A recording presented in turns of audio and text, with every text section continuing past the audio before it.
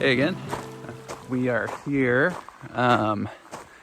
just down a logging road in Tillamook Forest. And this spot was actually shown to me by, I don't remember who led the trip, but it was an OMS, Oregon Mycological Society field trip. Would have been 2 years ago, 2 or 3 years ago.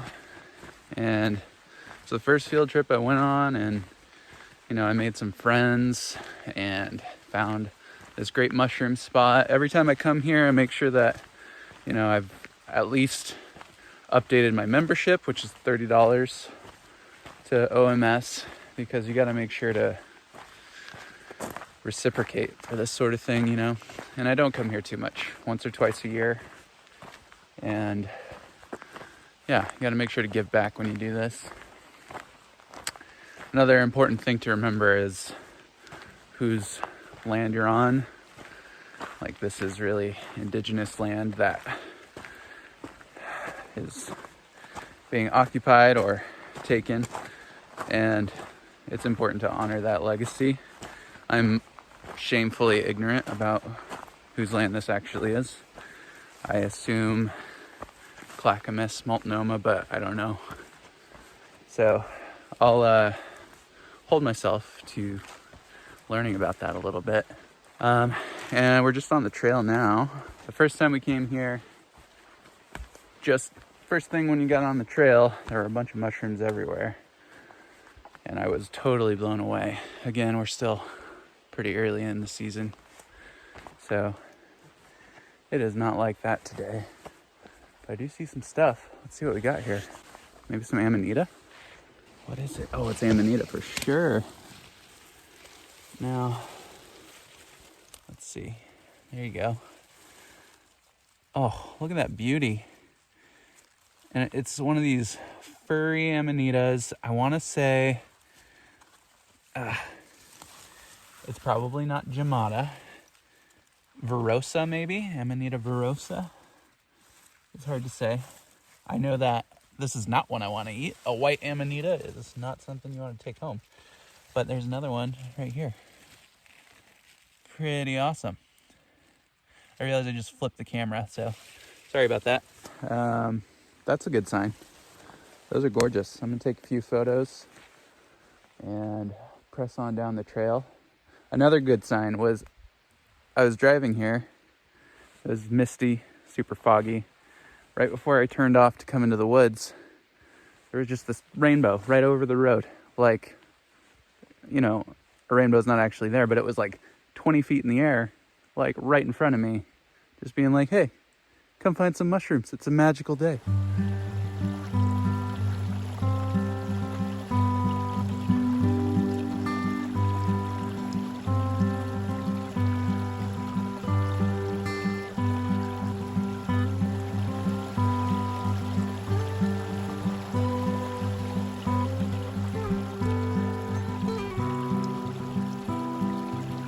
Hey, this is really exciting for me. This is the first time I've found one of these out here that actually looks pretty damn decent. And there's another one that let's just check them out here. So, there's at least 3 in this area. So these are lobster mushrooms. These are known as Hypomyces lactiflorum, and it's actually 2 different kinds of fungus. And they're just so much fun to find because they're so bright. Like little, fiery Easter eggs in the ground. I'm just trying to plunk it up here and make sure it's still good. Definitely looks good. Oh man. Have a look at that. Just bright red. Super good. I'm not a huge fan of the flavor. I definitely prefer chanterelles, but I will gladly eat up some of these, try some new recipes. Saw somebody posting like lobster roll. People say that tastes like lobster itself. I don't really get that. I mean, it's a little bit fishy. The color is definitely reminiscent of some crustaceans, but it's really just a gorgeous mushroom that has a flavor and texture all its own. So the other kind, the other fungus that is present here is Russula breviipes. And that's a pretty tame, pretty innocuous looking, just all white mushroom that, oops, got cut off there. So yeah, Russula breviipes is actually edible on its own, but you know, people don't tend to like it. I've never tried it, so maybe it's great. But let's take a look here, because there's some more mushrooms hiding out here. So I'm just gonna set this one down on the ground before I clean it off and put it in my bag. And as I do that, I just want to say thank you to the forest. I'm so glad that this happened, and I am gonna come away with some delicious treats, and I'm just grateful to be a part of this whole cycle, and I'm glad I came out here today. So let's see what else we got. So this is kind of what you see when you stumble on some hidden lobsters. Like, it's almost kind of hard to see. I saw this one, you know, poking out of the ground pretty well, but sometimes all you'll see is that or something like that. That one looks pretty old. I'm betting we won't even want to try to touch that one. I mean, I'll touch it. I'll pretty much touch anything out here, which is not good, but I know that as far as fungus is concerned, nothing's gonna hurt me if I just touch it. But anyway, let's see what we got here. This looks a little older, feels a little flimsy. Yeah, that's pretty soggy. Probably. Oh, there's more. Oh, I'm just tearing them up. Oh God, there's a whole fucking bunch. Oh, sorry for the French. I'm not even sure what I'm gonna do with this. And I'm sorry I called it French. Let's see. That one's pretty sturdy. I just ripped off a chunk. I'm gonna leave the other one. Oh, there's some babies down there. I gotta take a baby. Because, I mean, this is essentially the end of its life cycle, right? Because that was a baby Russula. But once it was parasitized by the hypomyces, it interrupted that growth. So, as far as I know, this hypomyces, you know, it's already sporulated. I think once it's infected this far and taken over the mushroom, you're pretty much on your way to the end of the cycle there. So this is perfectly safe to take, but all the same, I'm still gonna leave about at least half of what I find here. Here's that old one. Let's see if it's, let's just give it a little prod. Yeah, ooh, that's just, what's that feel like? It feels like a rubber chicken, you know? That would go squeak, but it doesn't squeak. It just kind of, that feels horrible. Yeah, I don't recommend it. So look at this. We got a nice little lineup of lobsters. This is really exciting for me. I remember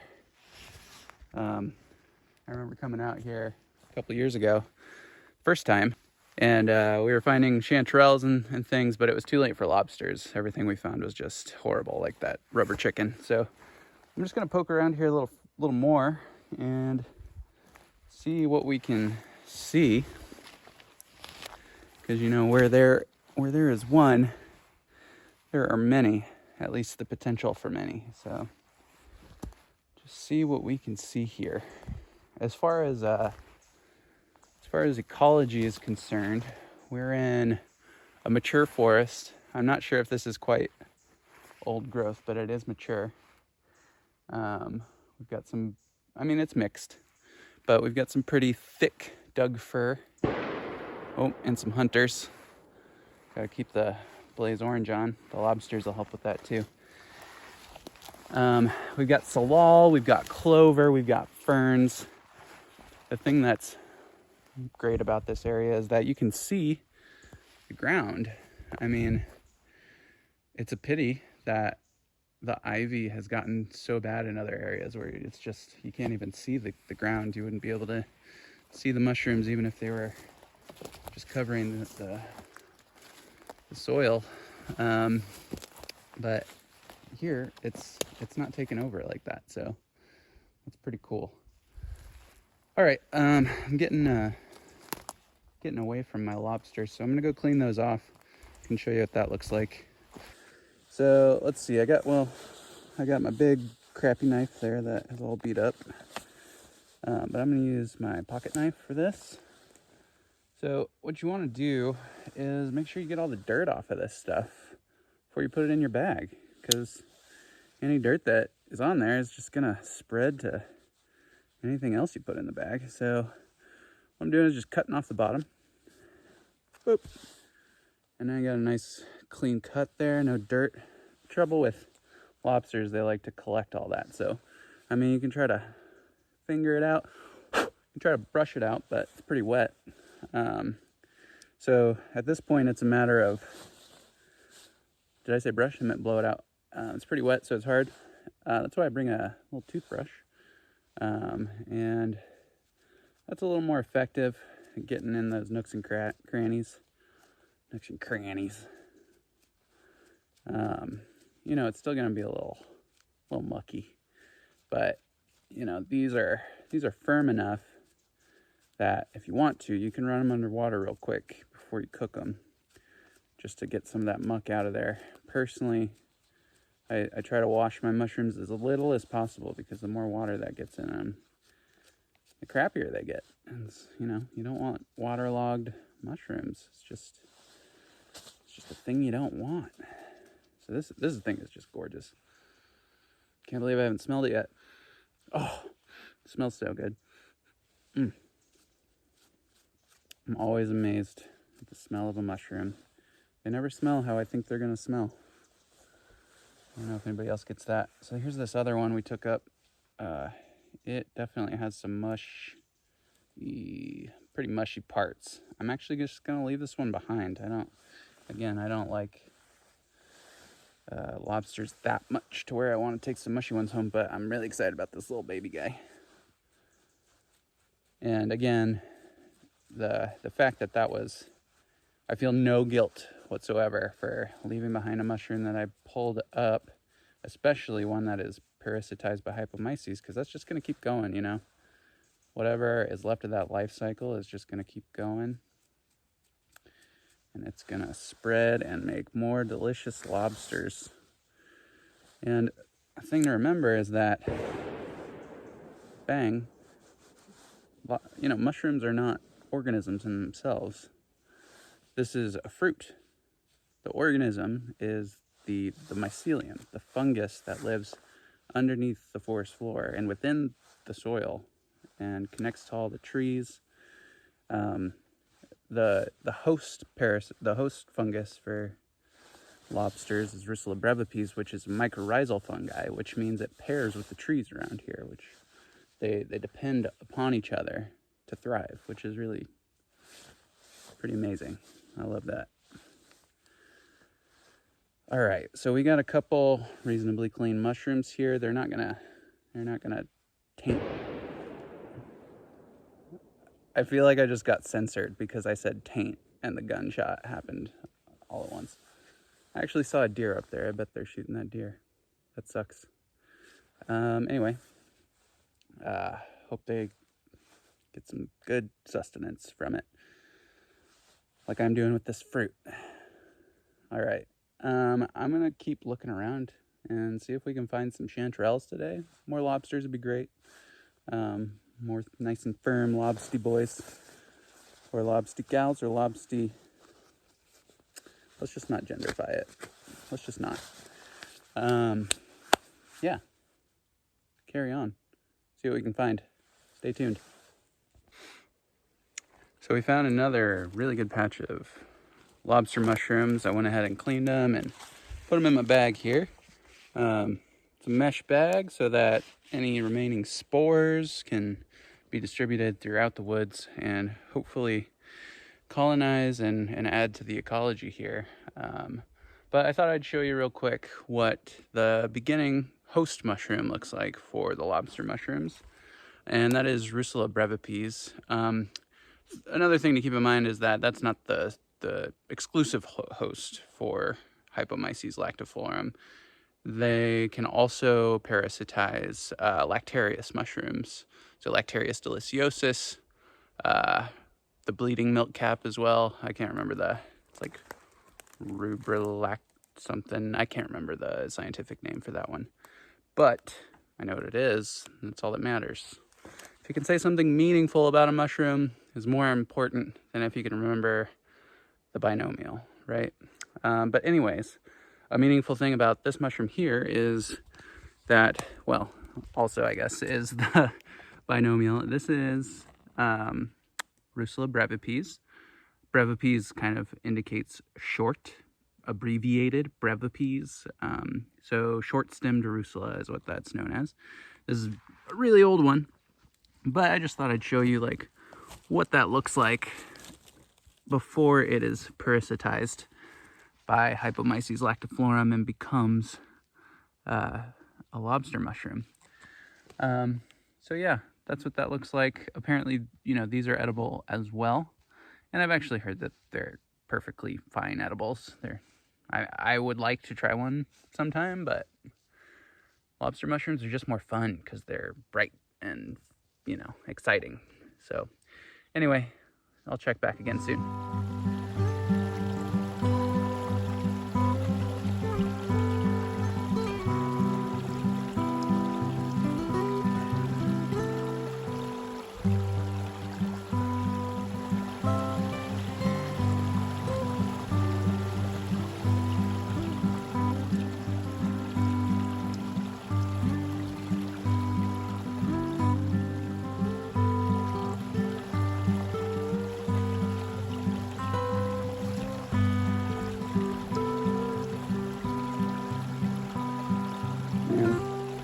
You know, sometimes these things, they hide really well.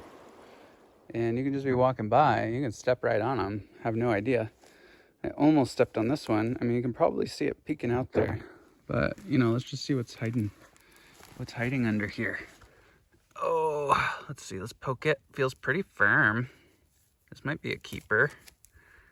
Oh, yeah. Looks like there's a couple down here. That might be one. Best way to pull these out is kind of clear off the top, get under it, scoop out, and with your fingers like that. Oh, that's a good one. Yeah, it's a good one. Lobster for dinner. Oh, real quick, an important thing. Once you got your mushroom, you know, set it off to the side and cover back up your hole, you know? Don't be out here making a mess. It's fine to pluck it. Again, it's just basically a piece of fruit off a tree. The tree lives underground. And this is just a delicious, fleshy, fungal fruit. And, you know, with a little bit of care, we won't totally fuck up everything that we come in contact with. So that's an important thing to do.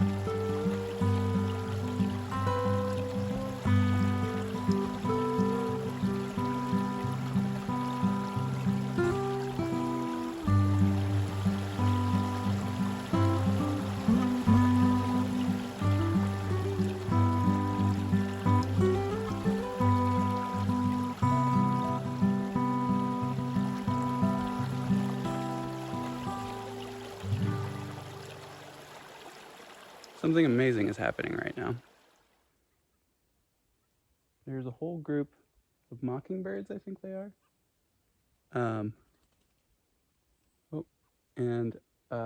I'm giving them some lobster mushrooms.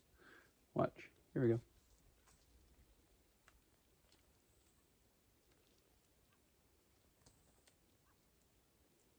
It's there.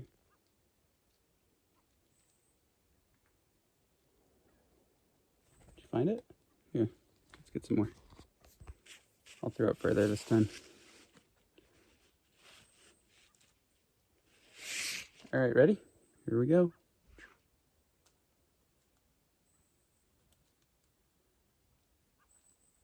I'll have to double check my bird ID here. It's funny, I'm just basing that on a meme that I found recently. What a beautiful mockingbird. What a beautiful mockingbird. Fuck you. That's what they'd say. Because they're mockingbirds. All right, here's another chunk. Anybody want it? I'm not sure they'd super like. Are you guys into lobster mushrooms? I don't even know. Oh yeah, you want it? Okay. I hope I'm getting this all on camera. Yeah, okay. Here's a big one. Who wants it? You want it. And what are you going to do with it? You're going to drop it? Did you take any of it?